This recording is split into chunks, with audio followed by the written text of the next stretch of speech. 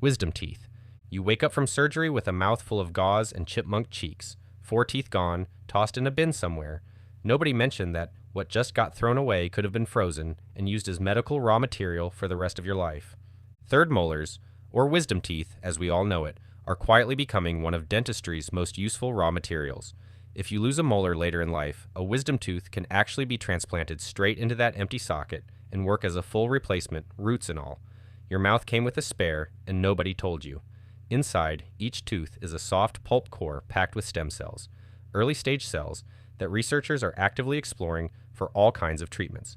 Some clinics will now freeze that pulp the moment a tooth gets pulled, banking those cells the same way people bank cord blood at birth. Not every wisdom tooth even needs removing. If they grow in straight and cause no problems, dentists now say just leave them. They'll do their job quietly for decades. A spare tooth, a stem cell bank, and a lifelong backup plan, all growing for free in the back of your mouth, completely unannounced. Goosebumps. You hear a song that hits too perfectly, or step outside into freezing air and your skin erupts in tiny bumps that do nothing. You might think getting goosebumps is a leftover reflex from ancestors with thicker coats, but the tiny muscles at work are actually more useful than you think. The muscles are called erector pili, and they're wrapped around the base of every hair follicle, helping maintain its structure and keep the whole unit functioning normally.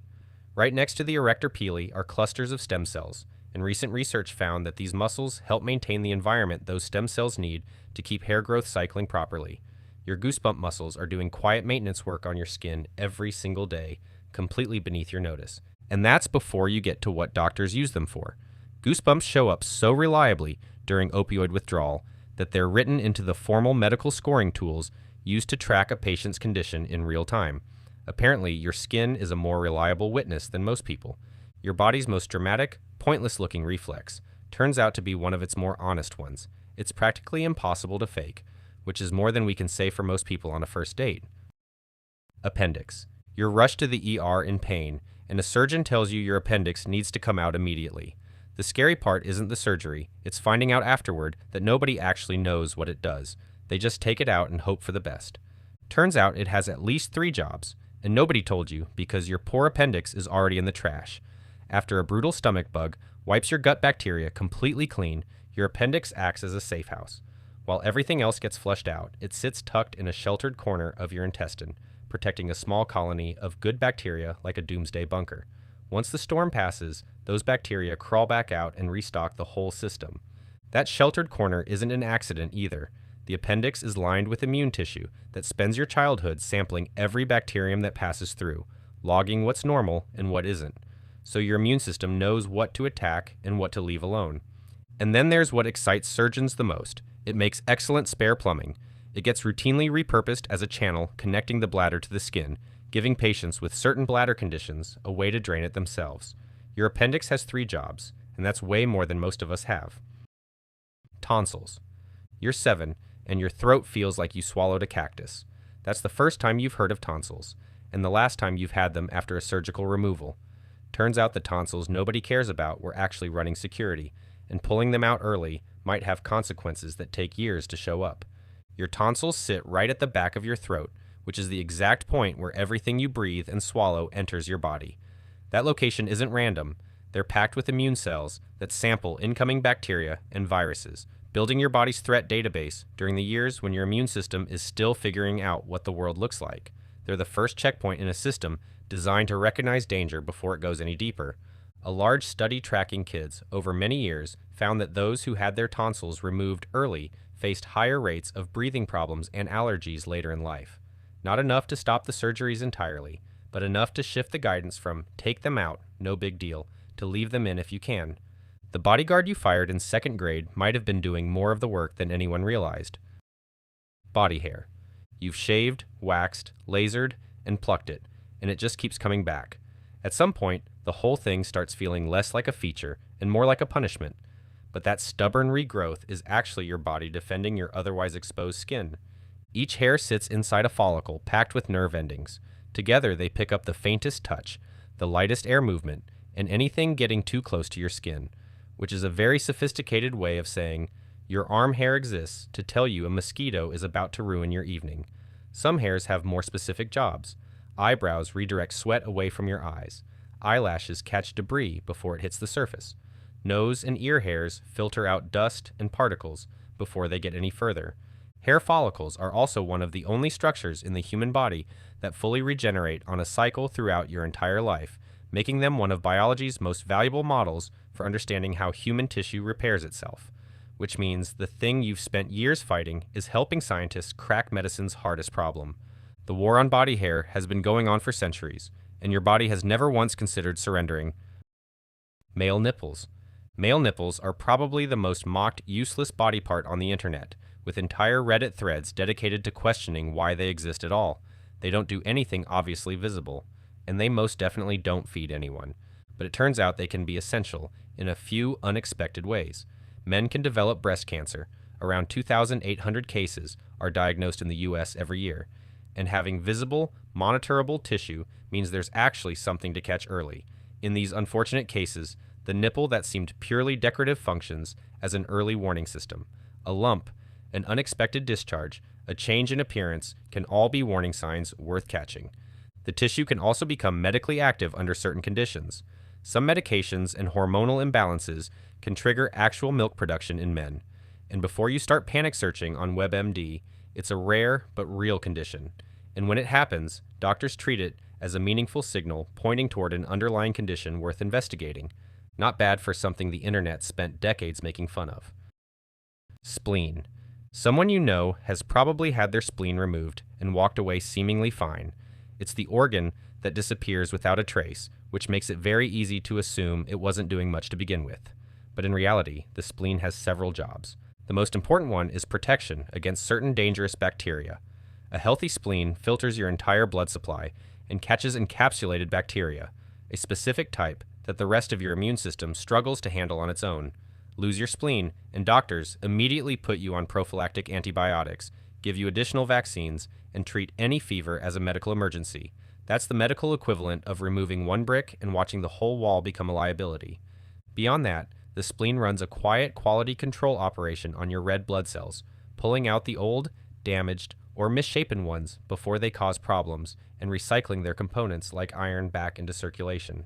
But just like real-life recycling, no one appreciates this process until something bad happens. On top of that, the spleen also stores a reserve of red blood cells and platelets that get released into the bloodstream during heavy blood loss, essentially functioning as an emergency backup supply. The spleen doesn't announce itself. It just handles things until it can't. Palmaris longus. Press your thumb and pinky together and flex your wrist slightly. If a thin tendon pops up in the middle of your forearm, congratulations! You have a palmaris longus, a muscle that does almost nothing, and about 1 in 5 people have no trace of it with 0 consequences. On paper, that makes it evolutionary dead weight, a leftover your body never got around to deleting. But surgeons love it.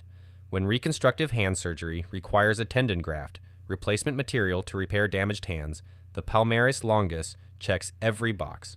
It's accessible, structurally sound, and redundant enough that removing it causes no measurable loss of strength or function. Your body pre-installed a spare part with no real job and left it exactly where a surgeon's hand can reach it. The tendon itself is a vestige, a leftover from when our ancestors needed stronger grip for climbing, now reduced to a minor supporting role in modern human anatomy.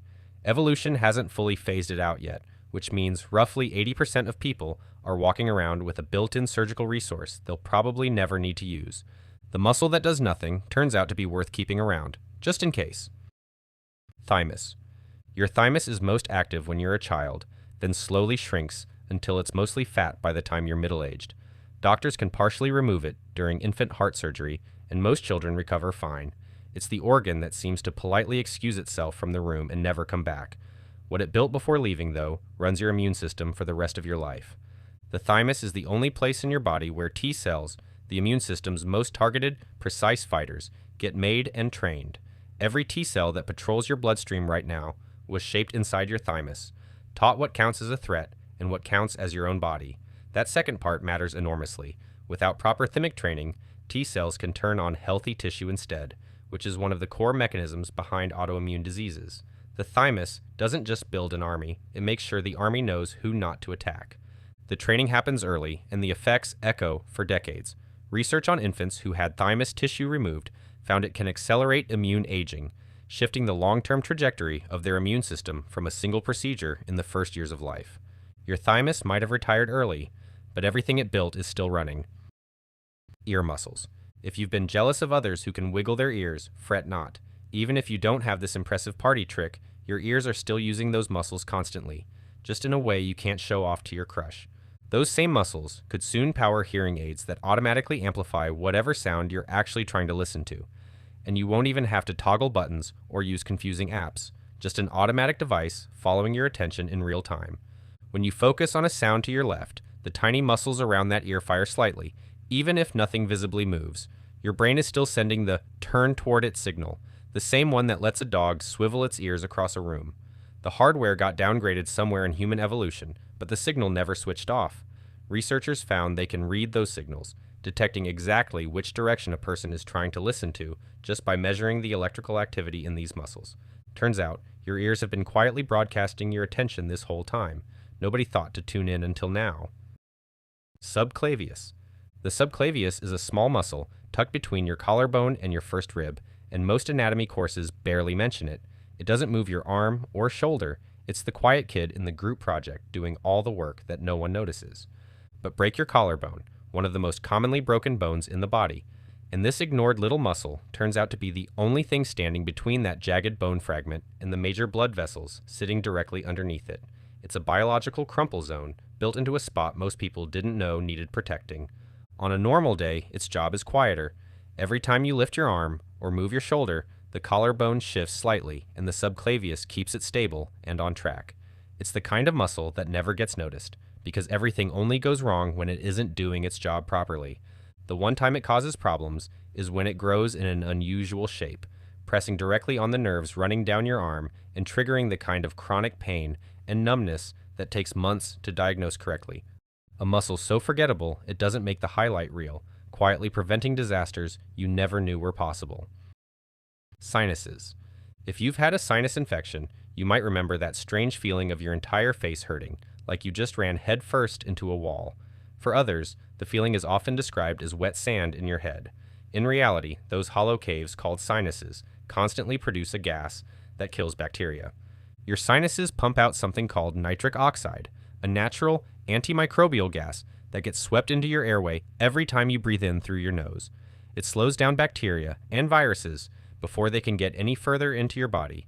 Your face is running a fumigation operation around the clock and never once sent you a notification about it. The whole nasal and sinus system also works like a climate control unit for your lungs, warming cold air, adding moisture to dry air, filtering out dust and particles before anything reaches your airways. The sinuses feed directly into that system, and when the drainage gets blocked, the whole thing backs up fast. That's where the wet sand feeling comes from. People have also long claimed sinuses make your skull lighter and give your voice its resonance. It's a plausible hypothesis, but still debated. The random face holes everyone complains about turn out to be some of the busiest real estate in your entire face. Plantaris muscle. The plantaris is a small muscle running down the back of your leg that contributes so little to movement that roughly 1 in 10 people don't have one at all, and those people never notice. By every visible measure, it is doing essentially nothing, which is exactly why surgeons love it.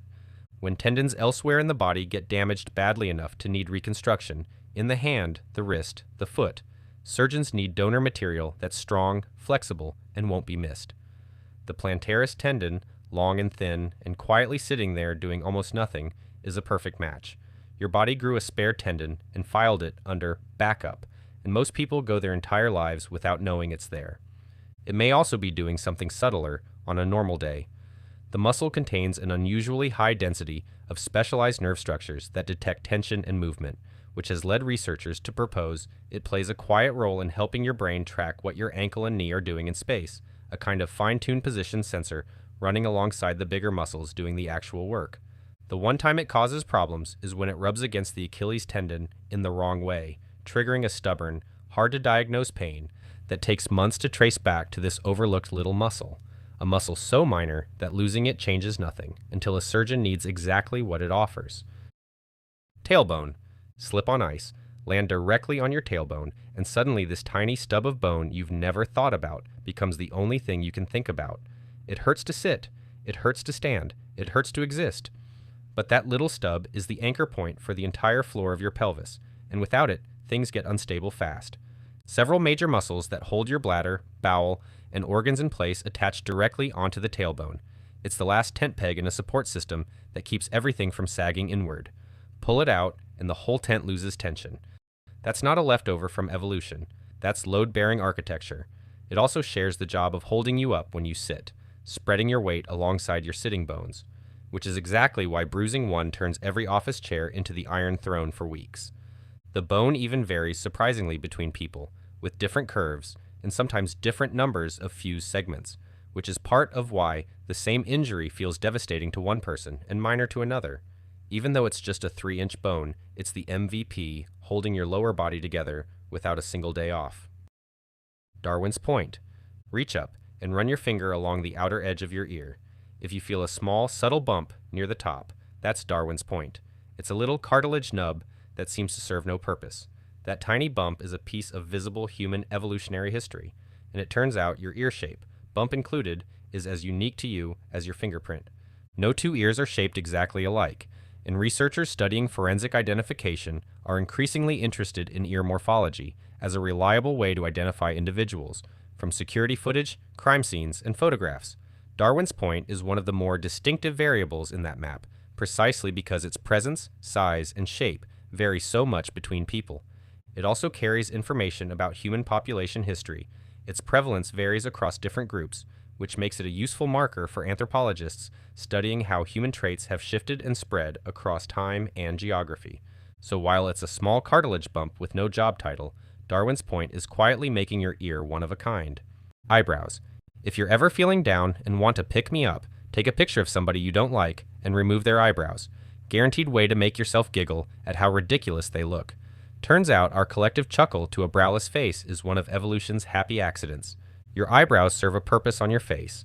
The arch in hair direction, divert sweat and rain away from your eyes while cutting glare and blocking dust. That's why hundreds of thousands of years of evolution took away most of our body hair, but somehow the eyebrows stayed. Then humans got intensely social, and eyebrows were assigned a second job they were never designed for. Studies show that removing eyebrows from a familiar face ruins recognition accuracy more than removing the eyes does. Your brain uses them as an anchor for identity in a way it doesn't even fully register consciously. On top of that, a single eyebrow raise carries emotional data. Surprise, skepticism, a warning that would take several words to say out loud. Apparently, humans got so attached to eyebrows that we started breeding dogs to have expressive brows too. We love eyebrows so much we started installing them on other species. None of this was the plan. Eyebrows were just good protective hair that stuck around, and it's now doing more social work than you thought possible. Fingerprints. If you touch your phone as much as the average adult, there's a very good chance you're leaving smudges all over the screen with your fingerprints. Next thing you know, your fingerprints are taken from your phone to be used against you in court. But the real reason those ridges exist actually has nothing to do with forensics or solving crime. The leading explanation is that fingerprint ridges regulate moisture. The ridge and furrow architecture manages the thin film of water that builds up between your skin and a surface, channeling and evaporating to keep friction stable across wet and dry conditions. Without that regulation, your grip on smooth surfaces in anything other than perfect dry conditions becomes unreliable when you're handling something small, sharp, or important enough not to drop. The tactile side is just as useful. The ridges sit directly over dense clusters of sensory receptors, and the physical patterning amplifies the spatial detail your nervous system picks up from surfaces, letting you read texture, detect slip, and manipulate small objects with a precision that a smooth fingertip simply couldn't match. None of this was intentional. Fingerprint ridges are a patterning outcome of how skin develops, the same way sand forms ripples under moving water. The epidermis folds under mechanical stress during fetal development. Evolution then exploited the friction and sensory benefits that came with it. The forensics industry built an entire global infrastructure on a grip optimization that your fingers grew by accident. Lips. Imagine explaining kissing to an alien. You press the most sensitive part of your face against another person's face. Sometimes you do it to say hello, sometimes goodbye, occasionally to a relative you'd rather not. It makes no evolutionary sense on the surface, and that's exactly what makes lips interesting. Lips are densely packed with sensory receptors, more than almost anywhere else on your body, making them exceptional at detecting temperature, texture, and pressure. That sensitivity originally served feeding, sealing around food, managing what stays in your mouth, and in infants, creating the suction needed for nursing. Muscle control came along with that, and once language evolved, it turned out precise lip movement was exactly what you needed to produce half the sounds in human speech. There's also the social layer aspect. Lip shapes broadcast mood faster than words, a pressed smile, a pulled frown, a single pursed lip of skepticism. In large groups where reading people quickly matters, that's genuinely useful signal bandwidth. As for kissing, current thinking treats it as an exaptation, an old behavior repurposed for something new. Mouth-to-mouth contact appears in ape social grooming, and somewhere along the way, humans seem to have redirected it toward bonding. The science is still interpretive, which is a very polite way of saying nobody fully knows why we do it. Evolution handed us feeding equipment. We built a communication system, a social ritual, and something that sells Valentine's Day cards. White sclera. Look at your roommate's eyes, and then your dog's. While your dog probably stared back at you lovingly, and your roommate is now suspicious of you, that's not the biggest difference. Turns out the sclera, the white part of the eye, are way more visible in humans when compared to other animals. The white is essentially a coordination tool that evolution stumbled into, because your sclera is bright white and contrasts so sharply against your iris and pupil, anyone near you can read exactly where you're looking from across a room without you moving your head, making a sound, or doing anything at all. The wiring is so strong that human infants follow eye direction instinctively. The color of your sclera can also signal underlying health conditions. The most common is bloodshot eyes that could mean irritation, allergies, or even broken blood vessels. And if the entire sclera turns yellow, it's often a sign of jaundice that could mean trouble in your pancreas, liver, or gallbladder. And even more rare is blue sclera, which could mean a serious genetic bone condition. A non-white sclera isn't a reason to have a full-blown panic attack, but it's definitely a sign to check back in with your doctor. What's interesting is that this probably wasn't a top-down redesign. The leading explanation is that as human faces changed to become flatter and more forward-facing, more sclera became exposed, got depigmented, and the high-contrast look came along as a package deal. Other species can read human gaze in experiments too, which suggests the contrast is just good visual engineering wherever it came from. Your eyes have been broadcasting your attention to everyone around you your entire life, including your dog, who figured out where you hid the treats. Achilles tendon. If you're a fan of the NBA, you've seen a growing trend of players tearing their Achilles at the worst moments. It's painful, the recovery is long, and it's ruining the playoffs. Why must this little tendon named after Brad Pitt be so important for the human body? The Achilles tendon connects your calf muscles to your heel, and its main trick is storing energy. Every time your foot hits the ground, the tendon stretches like a spring and then releases that energy back into your next stride.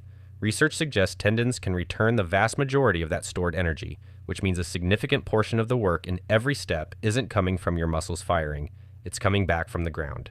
Chimps and gorillas have short Achilles tendons and long calf muscle fibers, which suits climbing, but makes this energy return far less efficient. Humans flip that ratio, and the compounding effect across millions of steps is enormous. There's a less obvious benefit too. Because the tendon is long, the calf muscle doesn't need to be as big or reach as far down the leg, keeping the lower leg lighter. Imagine having calves twice the size. That would make every step so much heavier and every jump twice as hard. If you're a bodybuilder, that's a great trade-off, but if you play any athletic sport, that's a terrible deal. The cost of tuning a tendon this tightly for elastic performance is that it becomes vulnerable in ways a less optimized system wouldn't be. Your Achilles is extraordinarily strong and surprisingly fragile at the same time, which is a very specific kind of engineering problem that elite athletes discover at the worst possible moment. Large glutes.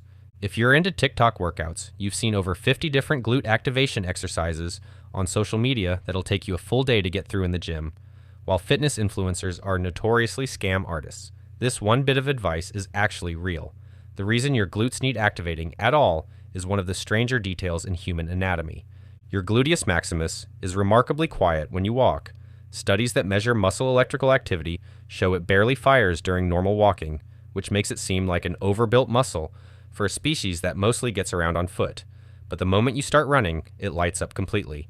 It stabilizes your trunk every time your foot hits the ground, decelerates your swing leg just before each stride, and keeps your body from folding forward under its own momentum. Without it, running at any real pace ends in a spectacular faceplant. Bipedal posture is what built the large gluteus maximus in the first place. Walking upright on two legs reorganized the entire hip architecture, and a powerful hip extensor came along with that. Running, which became a part of the human ecological toolkit later, essentially inherited a muscle that turned out to be exactly what it needed. Even though other apes can run, none of them are built for it the way humans are. That's all thanks to your spectacular butt. Chin. If you've been staring at your chin, wondering if you should be look-smaxing and bone-smashing, please don't. Turns out this bony ledge jutting off your front jaw is so uniquely human that paleontologists use it to identify Homo sapiens in the fossil record. Not even our closest extinct cousins, the Neanderthals, had chins. The truth is, your chin holds your face together in ways you've never noticed. That forward projection creates the structural platform for the mentalists, the muscle responsible for your lower lip and the skin of your chin moving at all.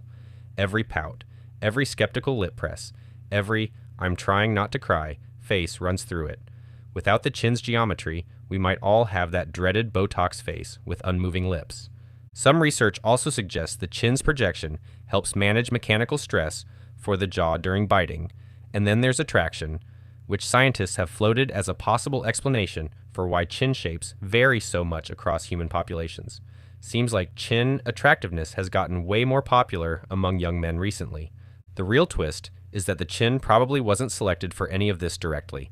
Current analysis points to it showing up as a spandrel. That's just a fancy word for an evolution side effect. Over hundreds of thousands of years, the human face got flatter, and the skull reorganized itself. And voila, that's how your chin formed. The chin basically showed up uninvited and found multiple jobs. Not bad for an architectural accident. Thick foot skin. If you've personally attacked your feet with one of those cheese grater foot files, this section is going to feel a little awkward. That rough, hardened skin you've been scraping off is doing something cushioned shoes still haven't managed to replicate.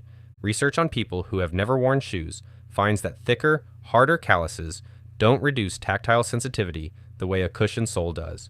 The foot stays protected from abrasion and rough surfaces while maintaining the sensory feedback needed to detect slip risk and adjust to uneven ground. Cushioned shoes trade that feedback away for comfort, which turns out to be a more complicated swap than the shoe industry would prefer you to think about. The callus also self-maintains, thickening exactly where stress is highest and repairing as it wears without requiring a receipt or a replacement cycle.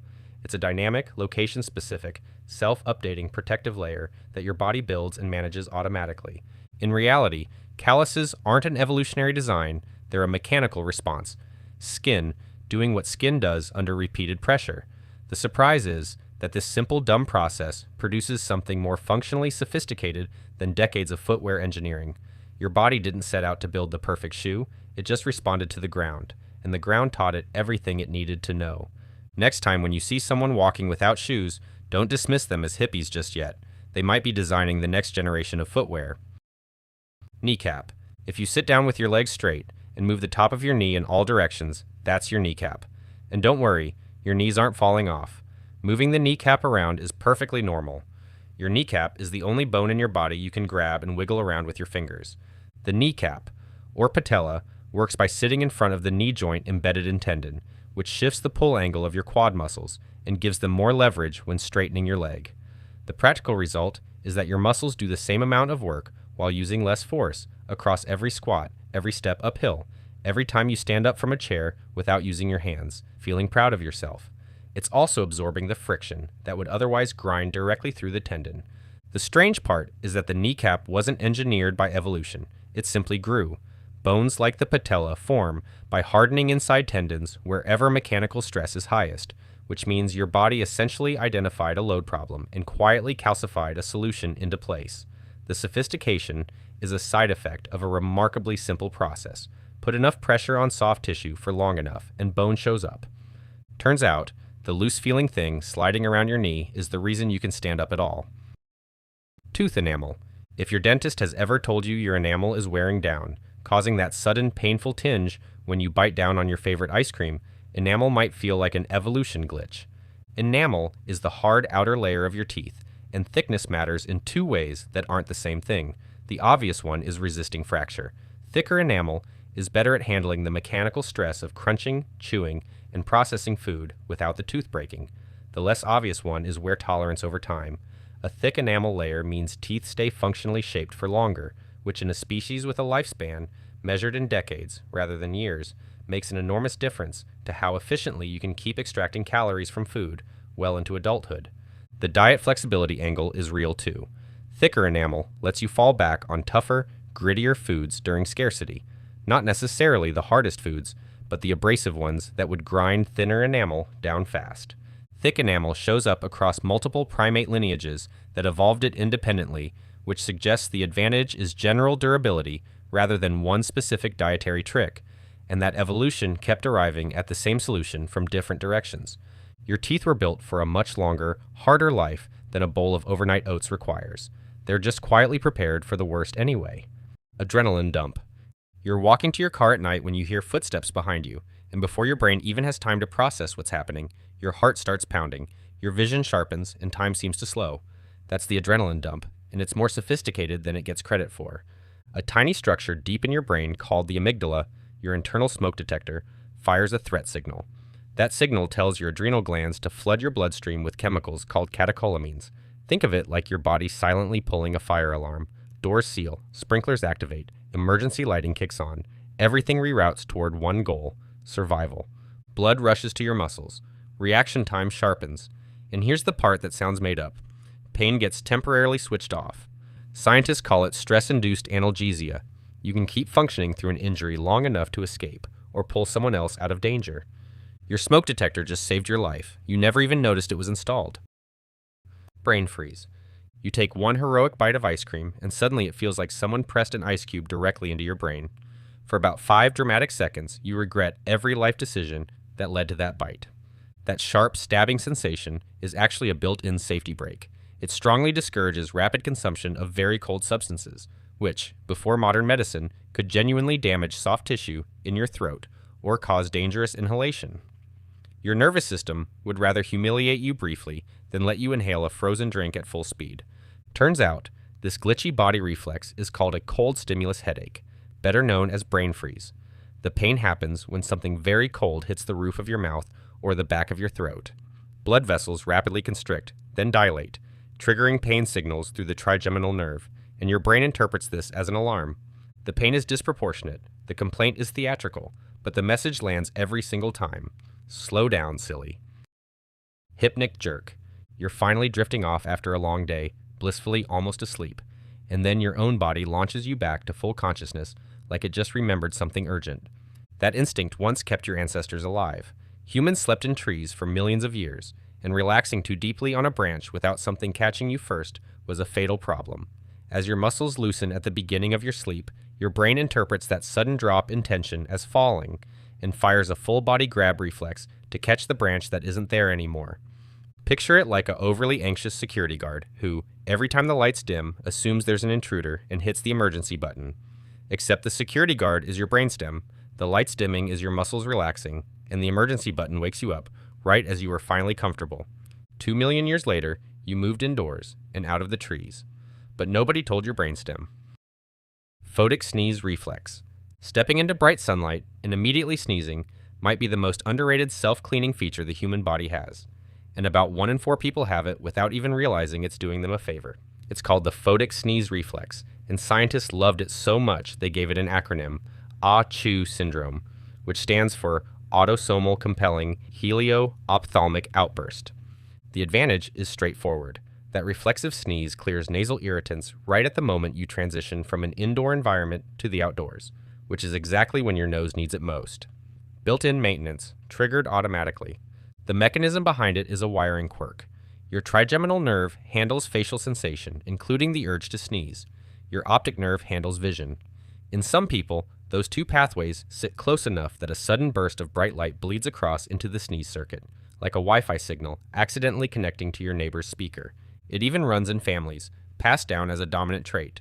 One copy of the gene is all it takes. Some ancestors passed down cheekbones. Some passed down height. Yours gave you a self-cleaning nose. Still counts. Goosebumps. You step into the cold, and suddenly your skin looks like a plucked chicken. Your arm hair stands up, little bumps everywhere, doing absolutely nothing useful. Or so it seems. Those tiny bumps are actually your body pulling off 2 tricks at once. The obvious one, your ancestors had thick fur, and the same reflex puffed it up to trap heat and make them look bigger to predators. Hairless humans kept the reflex but lost the fur, so now we just get the bumps with none of the benefits. The second trick is newer science, and wilder. The same tiny muscles that cause goosebumps are physically connected to hair follicle stem cells. Stem cells are basically your body's raw material for building and repairing tissue. Researchers at Harvard found that repeated cold exposure activates those stem cells through this exact pathway, stimulating hair follicle regeneration. Your skin's cold response does cosmetic nothing in the moment, but it's been quietly doing tissue maintenance the whole time. Pruny fingers.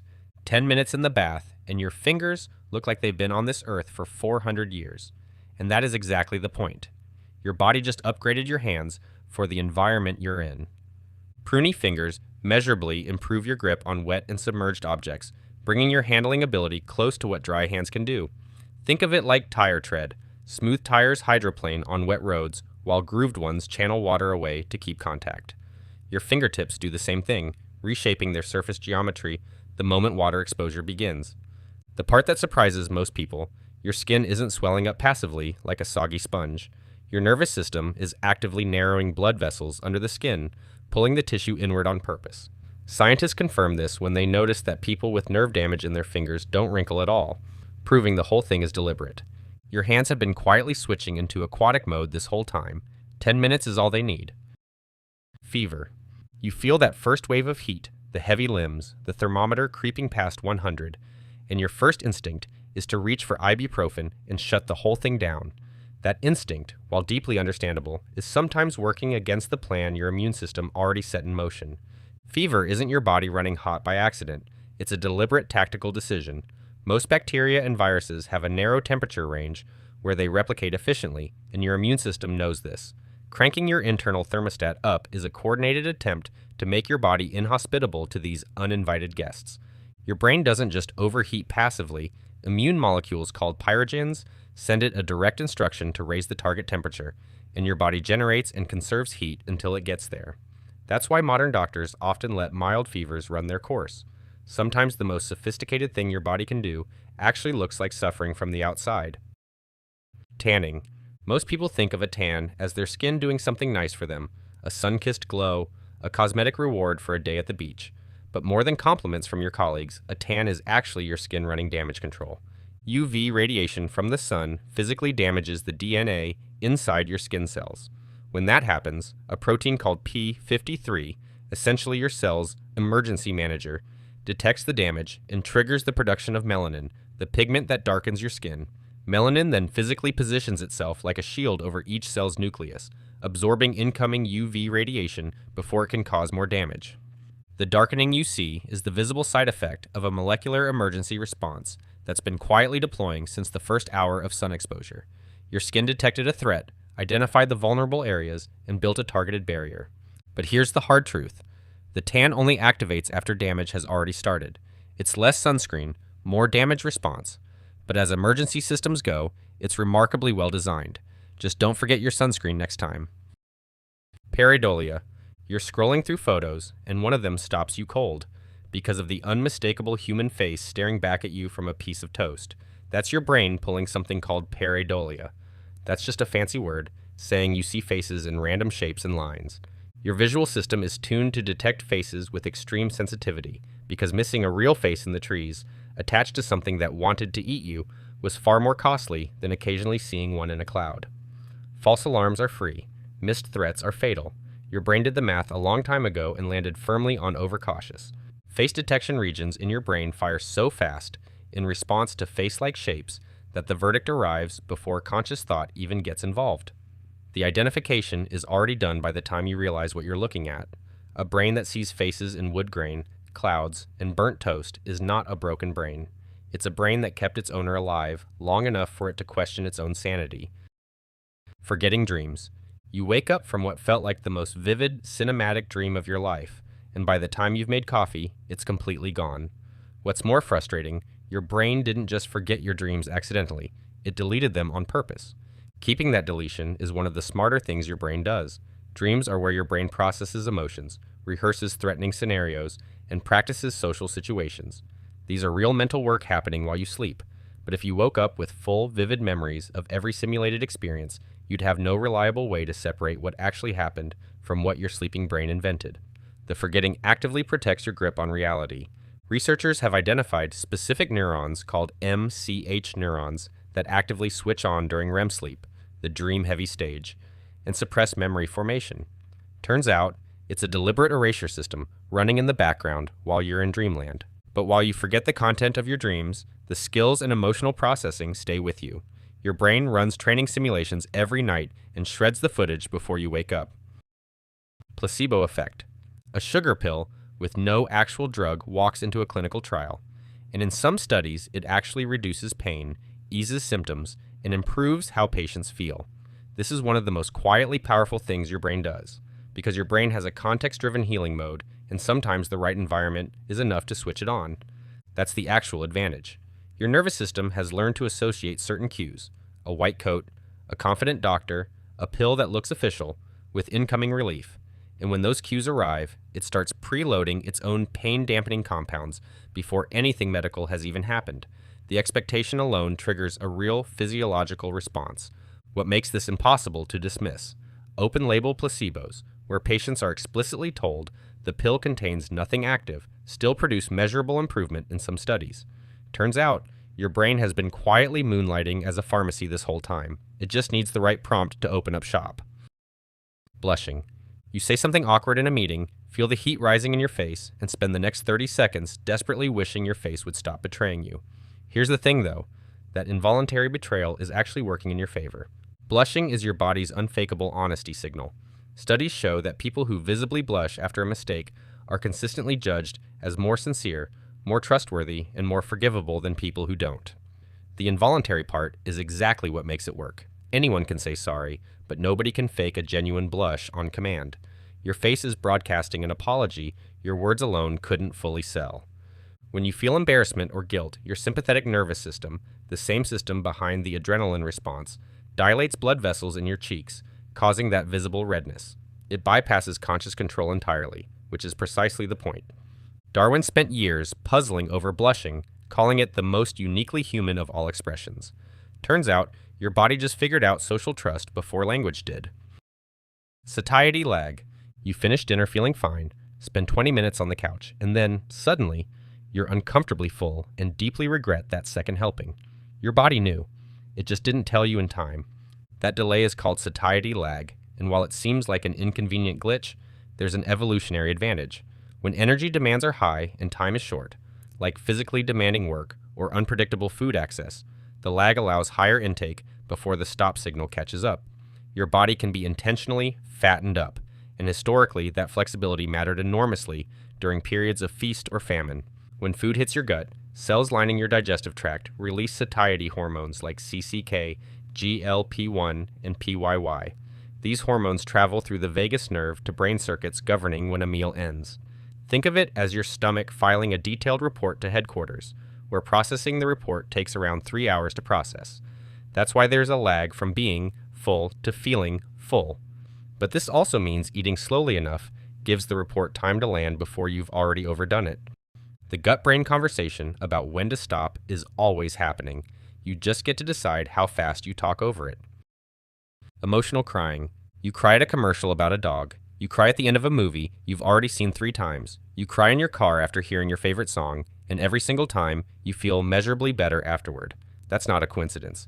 Emotional tears actually contain elevated levels of stress hormones, specifically chemicals your body produced during the emotional buildup. Crying appears to be a literal release valve, physically expelling stress chemistry through your tear ducts. On top of that, the act of crying shifts your nervous system from its high alert, stressed state into a calmer recovery mode. You're not just expressing emotion, you're chemically resetting. There's a social layer too. Tears are uniquely human and nearly impossible to fake convincingly. Before language gave us words for distress, tears were the signal, triggering empathy and help from others automatically. Your body evolved a distress call that nobody can ignore and nobody can forge. Feeling better after a good cry is just your body running a surprisingly efficient pick-me-up routine. Hiccups. Hiccups are the body glitch with the worst reputation. No warning, no purpose, and no off switch. Just a humiliating sound effect your body produces at random until it decides to stop. Except hiccups have been doing something genuinely useful for much longer than they've been annoying you. In newborn babies, hiccups serve a real mechanical function. They help expel swallowed air from the stomach during feeding, allowing infants to take in significantly more milk per feed. Fetuses hiccup in the womb too, likely training their breathing muscles before birth. For the first months of human life, hiccups are a feature. There's a deeper layer though. The nerve pattern behind a hiccup is almost identical to the breathing pattern used by tadpoles when transitioning from gill breathing to lung breathing. Your brainstem is running a reflex, so ancient it predates lungs entirely. As an adult, the hiccup earns nothing, but it arrived carrying millions of years of evolutionary history, and it was indispensable twice, once in the water, once in the crib. Gag reflex. That sudden throat spasm that shows up the moment you smell something rotten or see something oozing, that's the gag reflex. Evolution's fast-acting nope button. It's part of our broader disgust system, but this one specializes in protecting the mouth and throat. Early humans who gagged at the sight, smell, or taste of anything contaminated, spoiled meat, feces, parasites, foul water, avoided a whole menu of deadly microbes. Natural selection loved that. If something looked unsafe to swallow, your body didn't wait for your brain's opinion. It just tried to eject the threat like a bouncer at closing time. Your scrunched nose limits airflow, your stomach flips, and your throat literally tries to slam shut. Even though our environments are much cleaner in modern society, this ancient program still saves us. It's why we spit out sour milk, avoid filthy bathrooms, and recoil from the world's most questionable leftovers. The gag reflex might embarrass you when a pill touches your tongue wrong, but that same over-the-top reaction is also why you don't accidentally swallow things evolution knows are plotting your downfall. Calluses. When your hands or fingers toughen from lifting weights or playing the guitar, that's your skin switching on its callus-building program. Evolution's version of putting on extra armor where you need it most. A callus is the body reinforcing a high-traffic zone before anything starts tearing. For early humans, this was a survival upgrade. They climbed trees, dug for food, carried rough tools, and walked over landscapes that would shred soft skin in minutes. Calluses turned daily friction into protection, giving our ancestors natural foot shields and hand pads. Even better, calloused feet stay tough without losing sensitivity, perfect for navigating uneven ground while still feeling what's underfoot. In the modern world, gym rats grip barbells without ripping skin, guitarists withstand steel strings, hikers avoid blisters, and gardeners upgrade from tender hands to hands of steel. Calluses might make your hands look like you wrestle sandpaper for fun, but those same rough patches are the reason modern tools, sports, and hobbies don't shred you like a cheese grater. Peripheral vision bias. Ever caught a flicker in the corner of your eye and immediately snapped your head around, only to realize it was just your cat plotting chaos again? That's your peripheral vision at work, evolution's original motion detector. Early humans owed their lives to this sneaky side vision. The edges of your retina are packed with rod cells built for spotting movement, not detail. So when something twitched in the bushes, your ancestors didn't need to know what it was, just that it moved. That reflex meant the difference between lunch and being lunch. Today, drivers notice cars merging from the side, athletes track opponents without looking directly at them, and pedestrians avoid collisions in crowds. All thanks to that early warning system humming quietly in the background. Your peripheral vision is proof that even when you're focused forward, your brain's still watching your back and your flanks. Fear of heights. If you've ever looked down from a balcony and suddenly felt your stomach drop like a broken elevator, that's evolution tapping you on the shoulder, saying, "Hey, maybe don't die today." The fear of heights isn't weakness, it's an ancient safety feature. Our distant ancestors, who felt queasy near cliff edges, survived long enough to pass that instinct along. Those who thought they got a cool view and wanted to get a little closer usually didn't. Over time, that healthy vertigo became hardwired into our bodies, and it's still handy. That rush of adrenaline when you step too close to a railing keeps you cautious on ladders, rooftops, or even hiking trails. Gravity hasn't evolved, so our fear doesn't need to either. Even babies show it. Studies found that crawling infants refuse to cross a glass cliff or bridge, proving we're born with depth-based self-preservation. So next time your knees wobble at a great height, remember, that's 300,000 years of evolution protecting you. Heavy sweating. Humans are the only animals who can finish a long run looking like we just climbed out of a swimming pool. That's because sweating is our superpower. We've got millions of tiny eccrine glands that spray water onto our skin, and as it evaporates, it dumps heat faster than almost any mammal can manage. For our ancestors on the hot savanna, this was very important. While predators had to stop and pant to cool down, humans could keep jogging through the midday heat. This is how early hunters literally ran antelopes into heat stroke. We weren't fast, but we had much better cooling, and that sweaty engineering still pays off. On hot days, a trained human can outlast a horse, a dog, or most gym bros who forgot their water bottle. Our cooling system lets firefighters work in heavy gear, endurance athletes dominate long races, and everyday people survive summer jogs without their organs melting. While sweating might make you look like a malfunctioning sprinkler system on first dates, that same soggy survival tech is the reason your ancestors didn't pass out chasing dinner. Flinching. Touch something hot, and your hand flies back before you even have time to yell.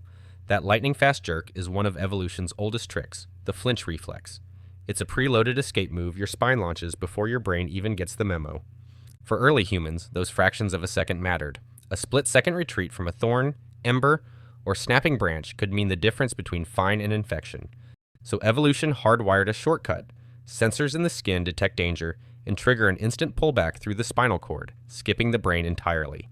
The conscious ouch arrives after your body has already saved you. Today we rely on this reflex constantly. Touching a hot pan, dodging a fast-moving object, recoiling from a spark, reflexively shielding your eyes. Your flinch system is basically an always-on bodyguard. It might make you jumpier than a chihuahua during fireworks, but that ancient software also saves you from dozens of small disasters a week. Threat negativity bias. Ever notice your brain treats one negative comment like a federal emergency, but barely registers a dozen compliments? That's threat negativity bias, the ancient mental filter that highlights anything even remotely dangerous, while letting good news slide off like a fried egg on Teflon. It's the same wiring that makes you stare at a suspicious shadow in the hallway, but forget the nice thing someone said 5 minutes ago. Evolution built this on purpose. For early humans, ignoring a snake, a hostile glare, or a weird smell from the bushes could get you removed from the gene pool with impressive efficiency. Missing something positive? Mildly disappointing, but not fatal. So natural selection basically told your brain, when in doubt, panic. This bias still works behind the scenes today. You pick up red flags early, spotting a sketchy rental listing, a too confident salesperson, or scam texts and emails that feel like a trap. Your threat radar activates long before your reasoning does. Fun fact, research shows it takes 5 positive events to outweigh 1 negative one. It might make you spiral because someone said interesting outfit, but that same hypervigilance is also why you dodge scams, danger, and decisions you'll regret later. Tunnel vision. Have you been so stressed that the whole world shrinks down to one single thing? The exam in front of you, the problem on your screen, the object flying close to your face? That's tunnel vision. Your brain's emergency trick for cutting out everything except the threat of the moment. In prehistoric life, this could save your life. If a leopard lunged at you, noticing butterflies off to the side was fatal. So the brain learned to slam all attention into a narrow beam. Peripheral vision dims, hearing drops out, and every neuron spotlights the danger straight ahead. Reaction times get faster, distractions vanish, and you're basically running on survival autopilot. This ancient focus boost still kicks in today. Firefighters homing in on an exit, rock climbers locking onto the next hold, or someone juggling a crisis at work. Tunnel vision helps them lock in and act fast. Sure, that prehistoric instinct might make you miss hearing your name yelled 12 times, but it also helps you nail deadlines, dodge danger, and focus on what's important. Sensitivity to bitterness. Taste something intensely bitter, and your whole mouth reacts like it's been pranked. That sharp, unpleasant jolt is your bitter taste alarm, evolution's built-in poison detector. Bitter compounds in nature often come from toxic plants, and early humans who could taste the danger instantly had a major survival edge. One bite of the wrong berry could be fatal. One bitter warning could save your life. So evolution packed our tongues with specialized receptors that scream bad idea at the first hint of certain alkaloids. Kids show this instinct especially clearly. Their dramatic broccoli grimace is ancient biology talking. This alarm still works today. Spoiled foods often develop a bitter, gross flavor that triggers instant rejection. Even medicines stay bitter, so kids don't chug them like juice. Some bitterness is now an acquired pleasure. Coffee, dark chocolate, IPA beers, but that's learned override. Our default wiring is simple. Bitter equals caution. Afraid of the dark. When the lights go out and suddenly every shadow looks suspicious, that's your ancient brain clocking in for the night shift. Humans are naturally uneasy in darkness because it puts us at a sensory disadvantage. We can't see well, and our imagination fills in the gaps a little too enthusiastically. For early humans, this fear was pure survival. Nighttime was when the predators came out. Big cats, hyenas, and snakes all hunted in low light, while our vision turned to mush. Being jumpy in the dark meant staying close to the fire, sticking with the group, and reacting fast to odd sounds. The cautious ones survived. The fearless adventurer who went into the pitch-black forest probably did not. Over generations, that tension became an inherited alarm. Darkness means danger. Even today, that instinct keeps us safe. We avoid dark alleys, stay alert walking to our cars at night, double-check locks, and keep nightlights for kids. While you might turn on all the lights at home just to grab a late snack, that same instinct kept your ancestors from becoming a midnight meal. Cold shock response. Imagine stepping into icy water and your whole body goes from chill to full system reboot in 1 second. That blast of cold triggers the cold shock response. A huge involuntary inhale, heart rate spike, blood pressure jump, and every nerve yelling that the environment is suddenly hostile. For early humans, this was part of survival. Falling into a freezing river or lake could kill you fast. The reflexive gasp loads your lungs with oxygen. The adrenaline surge powers your muscles, and blood is shunted toward your core organs to keep them warm. It bought our ancestors a few critical minutes to thrash, swim, and climb out instead of silently sinking into hypothermia. Now, we've turned that ancient emergency system into a lifestyle trend. Cold plunges, ice baths, winter swims, cold showers, all of them hijack this reflex. The same norepinephrine and endorphin surge that once helped you survive now gives a jolt of alertness, better mood, and a weird sense of mental toughness. Don't feel bad for screaming like a baby when you tried an ice bath. Your ancestors used it to survive frozen rivers. Baby schema response. Big eyes, round cheeks, tiny noses. Evolution basically engineered these features as emotional triggers. The moment we see them, our brain hits a giant caretaking button and floods us with protectiveness. This made perfect sense in the ancestral world because human infants are famously helpless, and they stay like this until they're about 1 to 2 years old. Adults who felt irresistibly drawn to protect these wobbly little creatures kept more of them alive, so anything that turned on the awe reflex became a built-in survival upgrade. Studies even show that digitally enlarging a baby's eyes increases people's motivation to care for it, which tells you how precisely tuned our wiring is. This instinct still keeps kids safe today. A toddler veering toward a staircase can make strangers sprint like Olympic athletes. Even baby animals hijack the same circuitry, which is why we feel compelled to adopt creatures we can barely keep alive. Advertisers know this too. Anything sold with a cartoon big-eyed mascot instantly seems more trustworthy. It's an ancient alarm system repurposed into a modern cuteness economy. Automatic copycatting. Ever notice how you start tapping your foot when the person next to you does, or how you accidentally pick up a tiny hint of someone's accent after talking to them? That's the chameleon effect, our built-in tendency to subtly mirror the people around us. It's not mockery, it's social glue. For early humans, blending in was a survival strategy. Mirroring someone's posture signaled you were part of the tribe, not a threat. Think of it as evolution's version of match the vibe or get left behind. The better you synced, the more trust you earned, and the more likely you were to share resources, protection, and gossip around the campfire. And today, this instinct is still ridiculously effective. Teams click faster, conversations feel smoother, and strangers seem friendlier when bodies naturally fall into rhythm. Spend enough time with friends or family, and everyone gradually becomes a remix of each other's quirks. Same laugh, same slang, same oddly specific hand gestures. Sure, you might accidentally mimic someone's catchphrase like a glitching NPC, but that same instinct is why humans form friendships, alliances, and functioning societies. If you like this video and want to learn more about unique hidden advantages, check out these other videos.